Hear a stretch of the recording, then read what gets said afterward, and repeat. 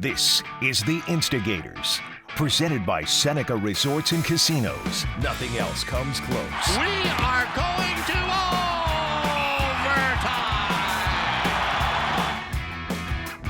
Oh, we've taken overtime to an entirely different level, like overextending our stay, Marty, here in Vegas. We are on the road for the podcast this week.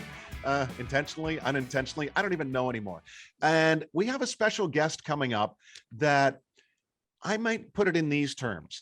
He might well be the Mike Sillinger of hockey writers based on his career path. I mean, the Windsor Star, National Post, Leafs TV, ESPN.com, Dallas Stars, Carolina Hurricanes, The Athletic, Daily Faceoff. And I think there's a few more freelance opportunities he's had in there along the way. He is the one and only Scott Burnside. And what a great dude this man is. He's fantastic. And listen, there's people that get traded in hockey because nobody wants them. They go on and they're called suitcase, but there's bad suitcases. And then there's great suitcases. People that get traded because everybody wants them. Well, Scott Burnside falls into that category. He's so good that people want him. So they poach and they get him, and then he bounces from one place to another. But that's because everybody loves him. Everybody wants him. And we are so happy to have him on the Instigator podcast. And he's always had that ability to tackle the serious and then as light as it can be within the game. It's his smiling face and incredible vocabulary that can bring it to life in print or on your screen, like on a podcast today. And when you're serious about the game, bet on Buffalo at the only sports books in Western New York. Seneca Resorts and Casinos betting counters are open daily, and self-service betting kiosks are available 24/7 at all three locations. So whether you're visiting Seneca Niagara, Allegheny, or Buffalo Creek, the Sports Lounge features the latest lines and multiple screens so you never miss a play. The sports book at Seneca Resorts and Casinos, where the love of the game meets the thrill of the win. So good to see this smiling and familiar face that has been around the NHL for Scotty. I'm going to say 30 years now. Is that right? 120. I can't. You know what? It's been, I started, as you know, Duffer. I was a news guy for a long time. And so I started covering the NHL in 1997. I was lucky. I moved from news to sports, and I covered back-to-back Stanley Cup championships in Detroit in 97 and 98. So that was pretty good way to go. And I've managed to hang around. I just keep hanging around. So it's good. Thanks for having me aboard. No, it's great to have you. So you talked about Stanley Cups 97, 98. You've done a lot of all-star games. Best either cup finals or all-star game that you've attended. Like, which one would you say that was the top event? Ooh, that's a tough one. I will say All-Star in Nashville, absolutely epic. That was an epic event. So that was and then followed, I can't remember whether it was the same year or the next year, but the Stanley Cup final in Nashville.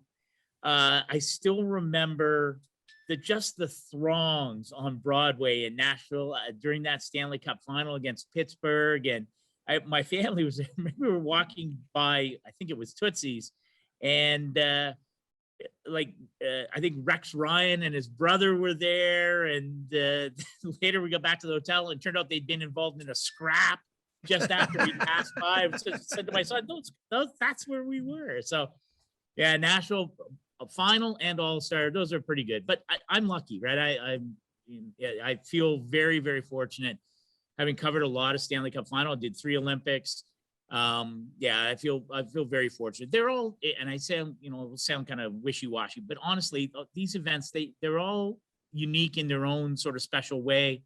And I'll tell you, after the last 2 years, I feel pretty darn lucky to be here in Vegas and running into you guys and seeing players and coaches, and there's a certain cynicism about the all-star game, I think, Marty. I mean, maybe I don't know, it's like, the players, maybe guys don't want to be bothered, all those kinds of things. I think especially this year, it has the potential to be something really special, and I think there are going to be like 20 first-time players in the game.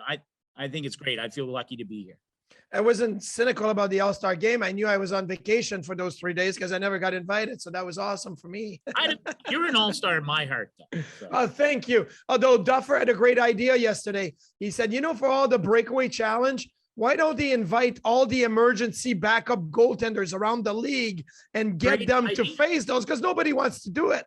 So I'm like, maybe I'd put my name in the hat for being an emergency backup just so I can experience the All-Star game one time. So that's what I would do. Well, we also know that you did go through COVID protocol testing last year because it did get pretty dire for a Sabres, the crease situation. Oh, I did, yes. So you were very close to that status. And Scotty, by the way, amen to everything you said about the opportunity, the fortune, great fortune that we've had over the years to stay involved in this game from whatever level you want to describe it as. But Marty, I'm going to let you in on a little secret here. The absolute most hungover I have ever been on air in my broadcasting career, ever, without question, was after Scott Burnside's 40th birthday party in Toronto. And we had to go on air the next day, not until 5:00 p.m. to do Leafs Today. And I still don't know how we made it through. I was never very good at Leafs TV anyway, so no one could tell whether I was banged up or not. So it didn't matter. But Marty, I will say, I don't know, do we have 2 hours for the podcast? But when I first started to do television regularly with Duffer at Leafs TV, John Shannon was running the show. It was outstanding. And there were moments where I would be at Air Canada Center doing Leafs, and Chris Clark, the producer, he'd be in my ear and he'd be, okay, we need you to, go for 3 minutes. I'd be okay. And he's like, you don't have to answer me. You're live on TV. And I was like, okay. And so I continued to answer, even though I didn't need to. So there were some rough moments there. I feel grateful that I had the opportunity to work alongside a pro like Duffer, and John Shannon gave me a shot. I catch up with John, pretty regularly. And, it was pretty rough around the edges. I admit all of that. So I sound like I got banged up the last few days, but my problem is I just lose my voice when I do events and talk to a lot of people. And years ago, we were doing a playoff series between Montreal and Boston. And that's when I got to find out that the writers, they can go after it. Like Chris Johnson, Pierre LeBrun, all these guys, they went after it. I was like, wow, like they don't have to be on TV tomorrow, but now they all do TV. That's so right. I wonder if they dialed it back a little bit, but anyway, that was awesome. Marty, they all learned it from Scotty. I can tell you that firsthand. So I'm not sure that's true, but I do happen to know, and I sort of a badge of honor. If you are on the road somewhere and you are looking for someplace a little downscale, maybe a little edgy, I might be able to help you out, Marty. So you just shoot me a text if you have any questions. In fact, I found a great place here in Vegas, so I'll tell you about it after. Okay, I'm excited about that. But Scott, what is top of mind for you? And I mean, the news cycle changes all the time, right? But like you're sitting here, you're in Vegas, you're getting ready for the event that is the weekend. But what is top of mind for you in the hockey world right now? Yeah, I mean, we just got done taping a show for Daily Faceoff, and we talked about the Chicago Blackhawks and their presser last night. Just an absolute disaster from Chairman Rocky Wirtz, and I'm curious to see what the fallout is from that, because I think there has to be. I know he issued an apology, but it's hard to imagine he could have handled that any more poorly than he did, and so it's discouraging. And I think we still have a lot of work to do. We've seen incidents at the CHL and AHL level over the last month or so. And, I know the league is working. It's such a slow process when you talk about inclusivity and you talk about issues of racism. It's hard. It's hard, but it just needs to be taken care of. And so I hope there's continued diligence on that front. On the hockey side of it, it feels like the trade deadline's still, way off in the distance. March 21st, it feels like a long way away. And certainly the Eastern Conference right now, it's completely, I see zero chance that there's going to be a change in the top 8. So, the the lead up to the trade deadline is all about positioning in the East. But the West, I mean, how much fun, I was watching that Edmonton Washington game last night, and with Evander Kane there, that the West is so fluid. Who's selling? Like, is Vancouver selling? Is JT Miller going to be on the move? It's hard to imagine Jim Rutherford and his new management team aren't looking at all the options there, but they're right in the hunt. So I'm looking forward to, I'm actually going to get to answering your question. I'm looking forward to that what happens between now and the trade deadline, even though it's a long time away. There's so much, to me, undecided, especially in the Western Conference, about what teams are going to do. How do they approach it? Anaheim just announcing their new GM, Pat Verbeek. What a great hire, I think, for the Ducks.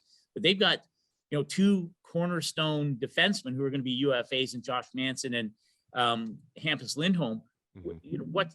What happens to that team? They're a playoff team right now, but can you keep both those guys? Anyway, that's what I'm looking forward to on the hockey front on the ice. What's the talk about around the media room or your colleagues with the revenues? 2 months ago, Gary Bettman is on, doing his press availability. We're back to where we were pre-pandemic, $5 billion. The cap's going to go up, and then boom, Omicron squashes that. No fans in Canada. We don't know when. I mean, they're saying in, late February, they'll be able to get fans and, 50%, then in March, maybe 100%, but who knows if that's going to happen. When Gary Bettman speaks at the All-Star game, like, what is he going to be able to say about the revenues? Because they're being crushed right now around the National Hockey League. Yeah, no, it's Marty, you're totally correct. And it will be interesting to see. And I give all the Steve Hatziperos, Petros, I always say it wrong, but the schedule maker and his staff, all the hurdles they've had in rescheduling the postponed games and trying to get games delayed in Canada. So to address your point, that there may be paying fans in the stands at some point. Yeah. I think the fact that they've relaxed and readdressed the protocols for players and staff coming out of All-Star break, I feel that we are inching closer to, whether it's herd immunity or whatever it is, that where we're going to see healthy teams. Hopefully we're not going to see more postponements because of COVID. And I think as a result of that, maybe the financial picture starts to get back to where Gary was talking about before the outbreak. But it's tough, and it's so hard for teams. There's so many teams that are at the cap and trying to manage the flat cap moving forward. And I think it changes, how do you address the trade deadline? Looking forward to, what does free agency look like?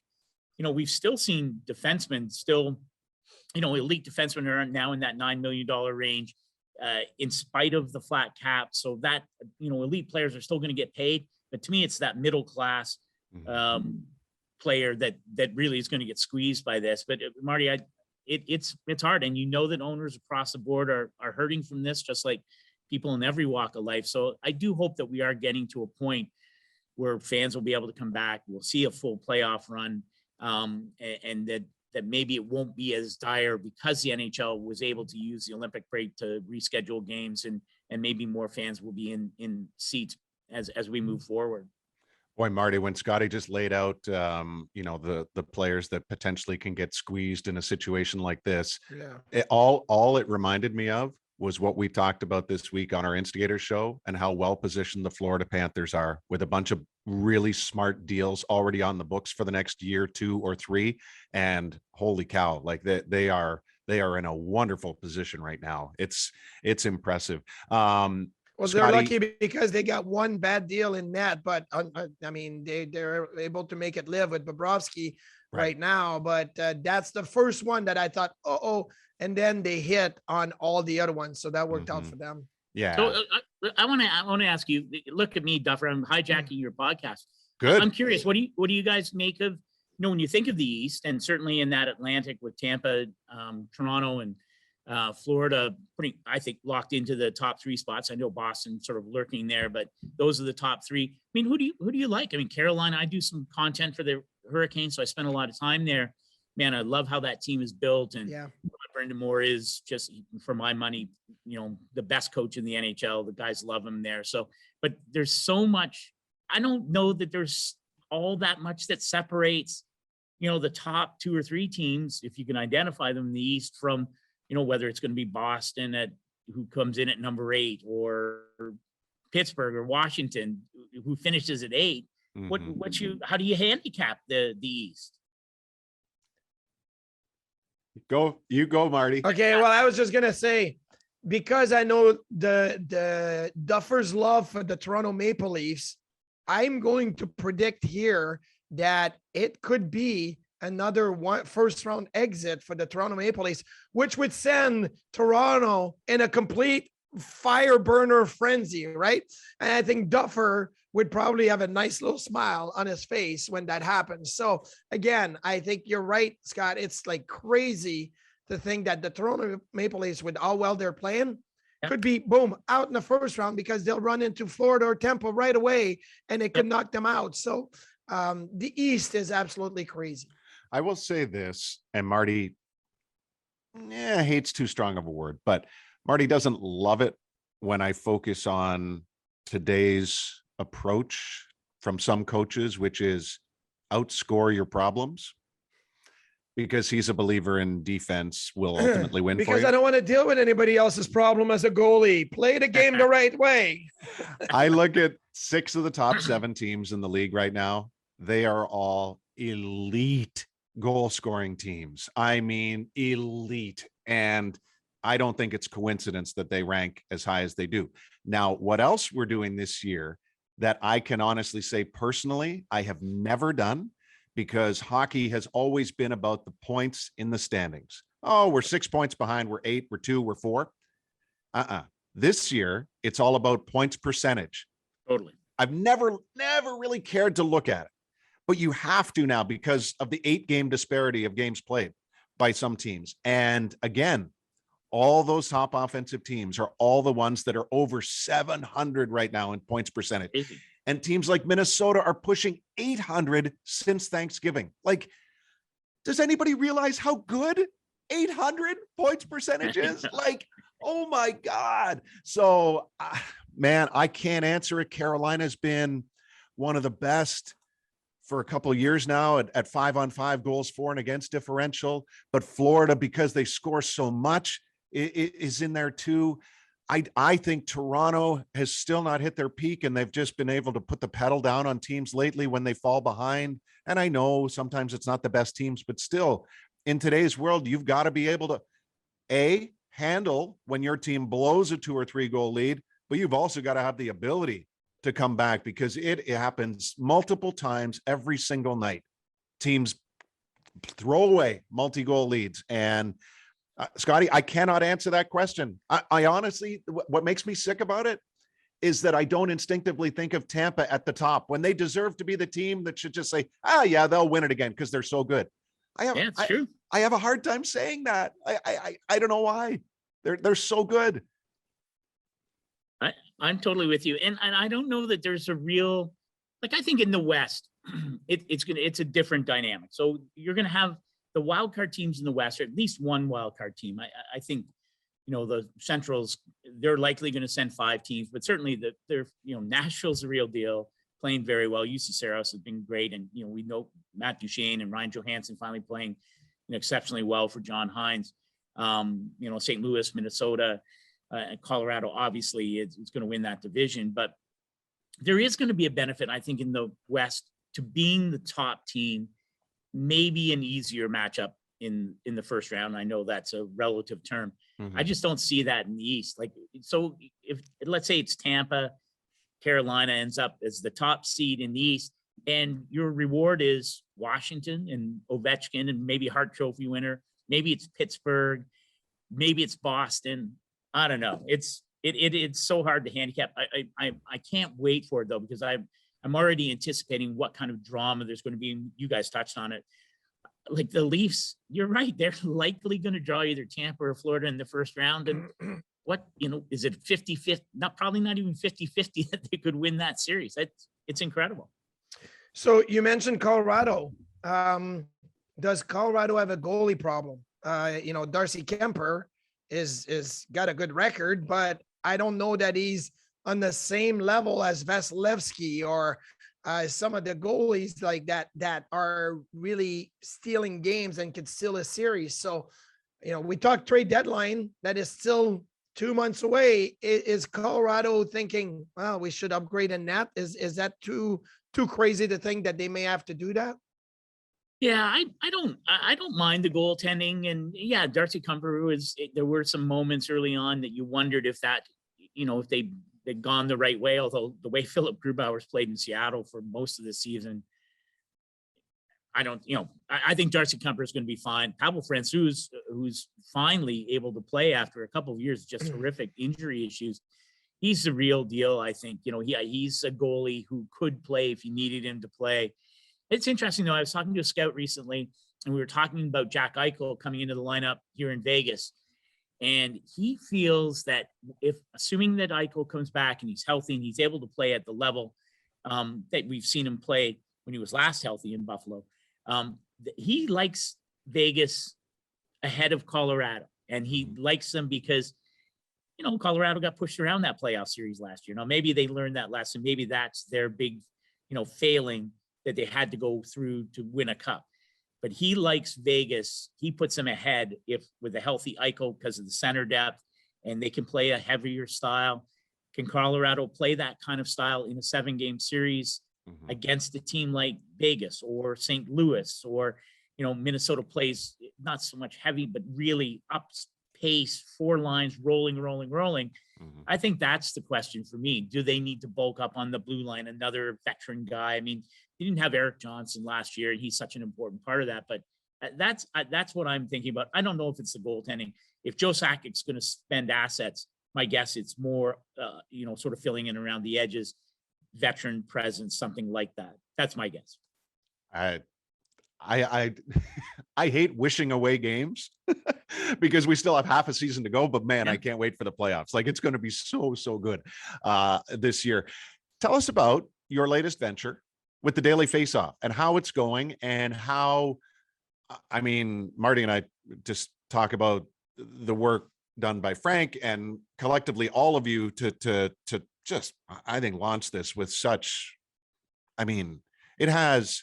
it's got so much promise, but it's already delivering now. Like, that's the thing. I just think it was really, really well positioned, and it's positioned in this world that we are deeply into already. And ironically, here in Vegas, in the world of bringing gambling into the mix, right? So tell us how it all came together and your role and opportunity within it.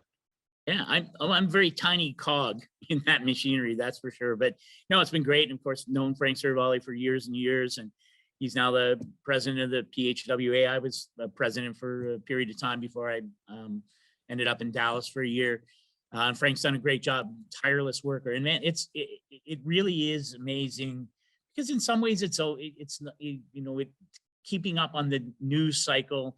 You mentioned the betting element to it, which is so important for so many media outlets, teams. It's completely changed from when you and I started in a Duffer, where the NHL would never have even thought about having a team in Vegas, let alone, the revenue source from betting on hockey and all those things that are connected to it. But and I'm happy. I write a couple of times a week for Daily Faceoff. We do a live streaming show, which I'm part of periodically. I do a podcast once a week with Mike McKenna, who's outstanding. Marty, we were talking about the goaltenders.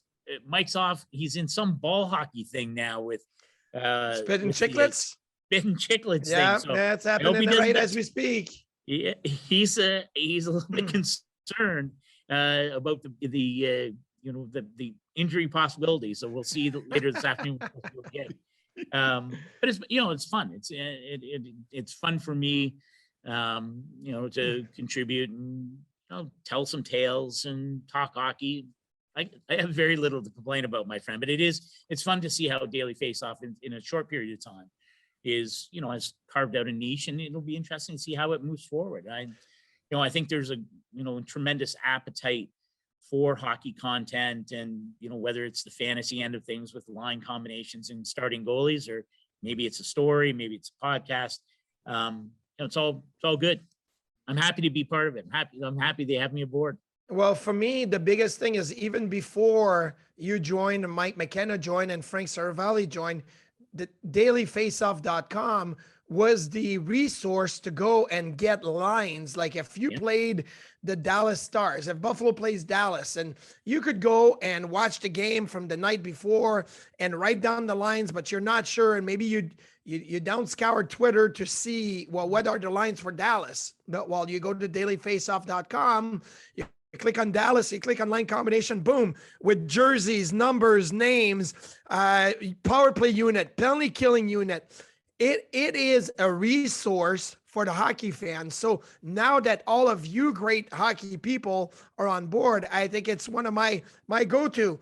Morning, let's go. And then you guys have the video player right there. You've got content. I really recommend everybody to go and check dailyfaceoff.com because it for the hockey fans, it has everything you need right there. And well, thank you. And Frank became one of the most influential scoop artists of the past year. I mean, he ruins ESPN's big reveal for the Seattle Kraken.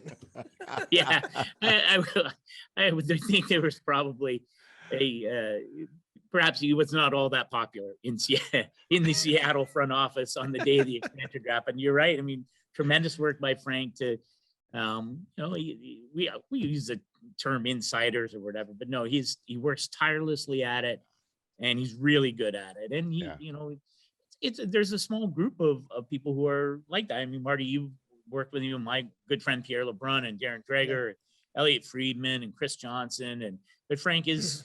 Again, it's a small elite group that are able to break that kind of news and have the resources to, tell the inside story of the machinery of the game. And I'm in awe of all of them.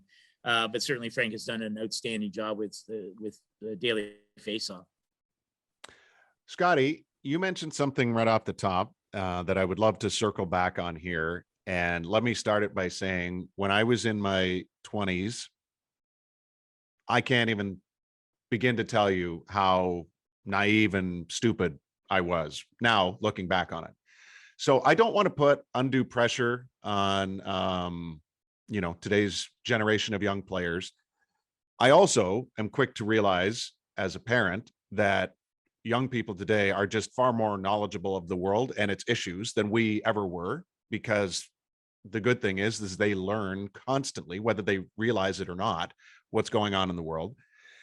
So when I saw Anthony Duclair tweet with great appreciation after another Panthers win this week, the support that he felt and received by his teammates wearing, the T-shirts to put an end to racism and supporting the HDA, and it brought me back to when Matt Dumba was in the bubble, and it was a very prominent moment. But after that moment, the one thing that stuck out to me was why aren't like most of the PA, like how hard would it be to wear a T-shirt on a game day? Like Formula One does it before every single race. The drivers get out on the track, they pledge their, support to end racism, and there's a collective unity. And I'm not saying the players are not on board with this. I'm just dumbfounded that given what they know, that Anthony Duclair's tweet stands out to me because the players did it once. They wore T-shirts on a day. It's like, I would, and we don't get to be around the room anymore, but I would expect and hope if I was going into a room after a practice or a morning skate that I would see a bunch of guys wearing T-shirts like this, because it would feel good to support a teammate and because it's the right thing to do. You're not wrong at all. I'm curious to see what Marty has to say about it because, as a player and as a member of the NHLPA for years, why is there that dynamic? I will say, one of the things that struck me recently, and it was after the incidents in the CHL and the AHL, and I have so much time for John Tavares. And I don't know if you remember the morning it happened, he did the Zoom media briefing. And preemptive is not the right word, but said, before we get started, I want to address this. And I just thought that was so meaningful and powerful and important. And what I wish is that, like, what good on John Tavares to do it, but like, why was he the only one, right? Yeah. Like, and I'm not throwing the veteran guys under the bus. I'm not saying, well, why didn't this player or that player say something? But why was John Tavares alone in saying this happened? I'm going to talk about it because it's important to me and to my teammates and to everyone in the game that we address it. Why isn't that happening? Why didn't it happen in 32 cities? Why didn't it happen, spontaneously around the league? And that's the disappointing part for me. And maybe Marty has a sense of it. Maybe it's just, again, not to make excuses for players, but maybe they feel awkward about it, or it's not their place, or whatever it is. But it's unfortunate that there was one single player, and really good on John Tavares for doing it, but really disappointing that he was the only one. Yeah, you're absolutely right there. So when I retired, and it's already been 8 years, it was different. And the different was not good different. It was just different, that even Black hockey players that I played with, Mike Greer, Jean-Luc Grandpierre, or from different ethnicity, like Richard Park with the New York Islanders, they didn't want to talk about it. It was like, I just want to play hockey. Like, I don't want to talk about it. And not that there was a lot to talk about, because we 10, 20 years ago lived in different times. But I do think that now the majority of the younger generation wants to talk about it, because they're on social media, they're on Instagram, they're on Twitter. They are seeing what is happening around the world of hockey and around the world in general, and things that should change. My son is 17 years old, plays 18U in Buffalo, and there is a Black hockey player in his team.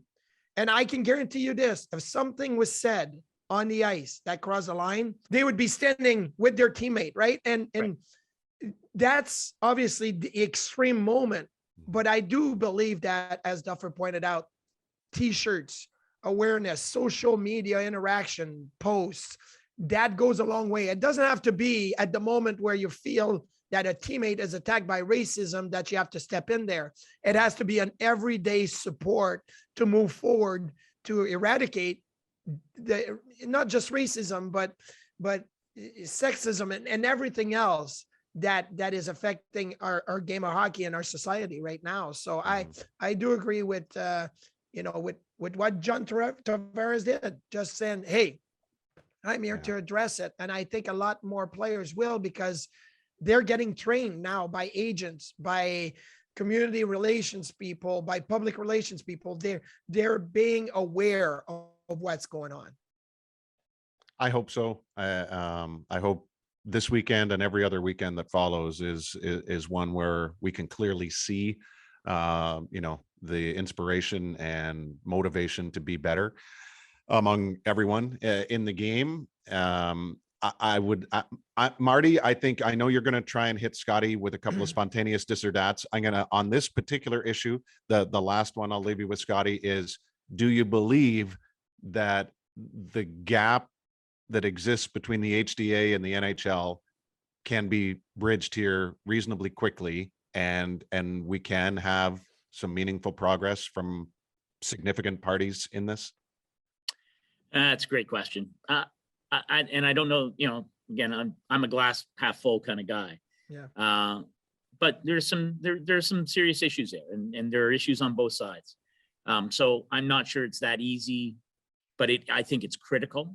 Mm-hmm. And I wrote a piece on the Carnegie Initiative Summit in Boston that led up to the retirement of Willie O'Ree's jersey number 22 in Boston. And there's important work being done by a lot of people. It's not as fast. It's not as impactful as some people would like. Man, to see the criticism, to come from on that, from some quarters on that, I think it's difficult to understand. And I think it hurts the process that there is this divide. I'm just not sure that there's an easy fix for it. I think it's important though that there's, if they can find some common ground, I think it's critical to helping to speed up the process. I'm not sure I'm optimistic that it's going to happen anytime soon. Yeah, that's unfortunate, but I mean, 5 years is a long time. 10 years is a long time. You look at where we were 10 years ago and where we could be in 10 years. It could make a lot of difference. Yes. Okay. Time for this or that. Not this or that. There's with a D, Scott. That's the French accent in me. So I totally this understood or that. you. I got you. Okay. So you mentioned Colorado, Vegas, the Beast in the West. If you had to pick a team that's going to win the conference in the playoffs, this or that, Colorado or Vegas for you, not for all your scouts and everybody you talk about, for you. Yeah, I do like Vegas. I think, you know what, I hope Jack Eichel comes back and he's healthy and he's able to resume his career. So I like Vegas. I will say this.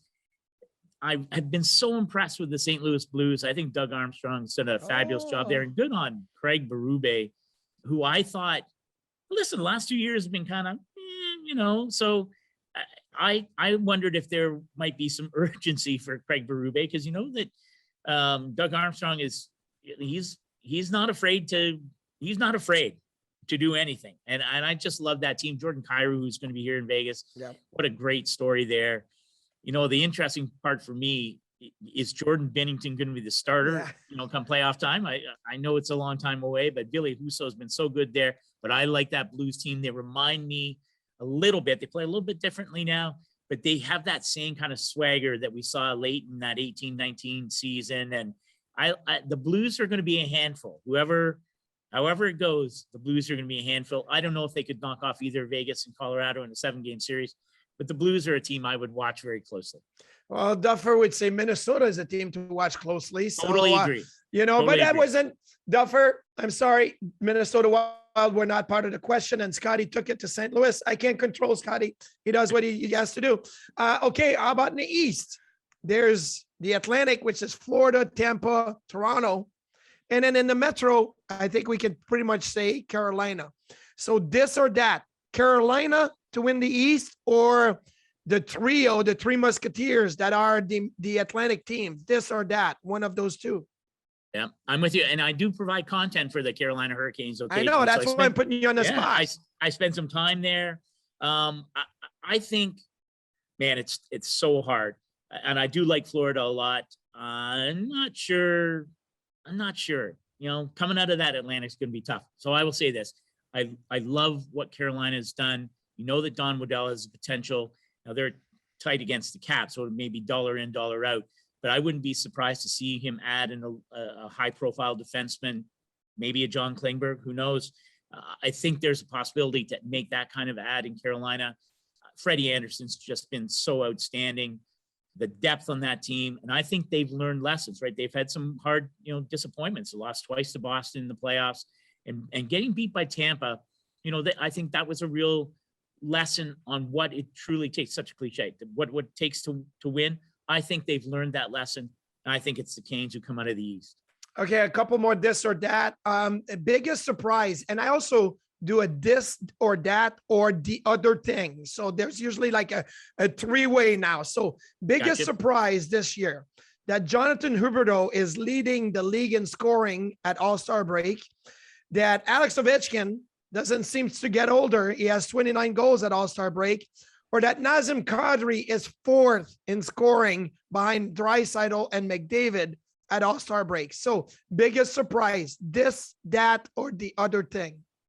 Yeah, that's good. And that's an excellent question, Marty. That was well framed and well put. And all of those are excellent. I'm going to walk out the door. I'm going to leave it at that right now. Let's be done. No, I'm not just saying that. And I'm just not just trying to buy myself time to give you a proper answer. But you know what? Of the group, we had to do a Shadow Hart Trophy. We did all our, mid-season awards. And I had Huberdeau. I think I still had Ovi at 1. I had Huberdeau at 2, I believe. But Nazem Kadri was number 3 for me. And I think that, especially given the injuries, Nathan McKinnon's been in and out. Nazem Kadri, for me, just such it shouldn't be a surprise maybe, but such an important player for that team. And I think really that to me has been maybe one of the most important parts of the best team in hockey right now. Okay. And then last but not least, it's the AllStar Weekend. Favorite skills competition event, the fastest skater or the hardest shot, this or that? I like both of them. You know what? I like the fastest skater. There's just the drama of it. So I'm going with fastest skater. And I'm sad that, that we no longer get to see Shea Weber in the hardest shot competition. So I lament that. I'm going for fastest skater. Okay, Duffer, it's up to you. How much money does Nazem Kadri make as a free agent this summer? And where does he go? Yeah, I'm curious. Here's the thing, and I know people will joke, well, can he get through the playoffs without being suspended? But it's not, it's a real thing. Yeah. So I think, to me, the value for Nazem Kadri, yes, it's arcing up. Is it 8 million? Is it, like look at Duchesne or Johansson or, the players in that 8+ range. He's right there. I think the playoffs are critically important, as they are for the Avs as an organization, but for Nazem Kadri to prove that he can play at that level and be the leader that I think he's shown to be through the first half of the season. Can he do it in the playoffs? And that will determine, is he inching closer to 9 million or whatever the number is, but it's going to be a lot. But I think the playoffs are the determining factor on, whether he breaks into that upper tier. You have a team, and I think he ends up in Seattle. That's a good call. Yeah, Seattle. Yeah, I haven't really, I don't, it's interesting. I'm curious to see what happens in a place like Anaheim now with Pat Verbeek there. Now, we mentioned their UFAs, and they've got a ton of young talent. I think they're real close. But you also have to move forward there. John Gibson's not getting any younger. Take advantage of the prime window there for that exciting young team. Maybe he's a guy that fits there. I mean, I don't know, is Ryan Getzlaf right? Like one more year, what happens with that? But good point. Seattle. The other place is Detroit. The other place is Detroit because they have all the cap world in the world, all the cap space in the world. Sorry. Yeah. Well, that team is. Listen, they're not. It's been impressive to watch Detroit. They're close. Like next year, I would think that if you're Steve Yzerman, next year you have to. I think you have to be a playoff team, or at least playing meaningful games into March and April next year. I think that's how close they are. Scotty, we exhausted your time. Now we owe you a lot more money. Thank you for doing this, and we look forward to seeing you soon. Yeah, you too. Thanks, guys. Anytime. Oh, Scotty B's going to have himself a weekend here in Vegas because he knows how to get the best out of everyone. He literally makes those around him better, whether it's in the arena, which is T-Mobile Arena right off to my right hand here, or at some place that is nowhere near the Strip. Well, as we record this, it is Thursday. We were supposed to fly out on Thursday. We've been obviously canceled and are going to fly out on Friday. If somehow we run into Scott Burnside this afternoon or this evening, I think we may miss our flights on Friday. So we have to find a way to be behaved and really disciplined tonight, Duffer, if we see Scotty around. Well, you know me, I want to be in person KeyBank Center Saturday night for the Bandits. So I'm going to be trying my best to get home, but we've got to deliver 3 stars here on the Instigators Overtime podcast before we go. Oh, okay. So my 3 stars all come with the fact that we are at All-Star break, and where is the league right now? So you talk about point percentage. Scotty talked about point percentage. I took the top 3 teams and kind of give you a little bit of why they are there. Florida Panthers, they score. They've got great players in Huberdeau and Barkov, and now Sam Reinhart and Marchment and Verhaeghe and Lundell and Ekblad, and they're so good. So they are my 3rd star at 0.734 win percentage. The Carolina Hurricanes, they are still a great team. They changed their goaltending. They're well coached with Rod Brindamore, Sebastian Aho, Svechnikov. They just keep rolling as a team. They have a 762 winning percentage, and the 1st star at 773 is the Colorado Avalanche. And this one's weird because they missed McKinnon for a lot of the season. They revamped their goaltender, who's not played really well, but they do have Cale Makar, Nazem Kadri, and Landeskog Rantanen that have played so well. So the top 3 teams at All-Star break, Florida Panthers, Carolina Hurricanes, and Avalanche are my 3 stars. Okay, that pushes me into an area that will not surprise you. I'm going to go heavy on the presence of Minnesota within today's NHL. Yep. And I know you and I have done this already, I think, but here's what's interesting now. Kevin Fiala was in no man's land.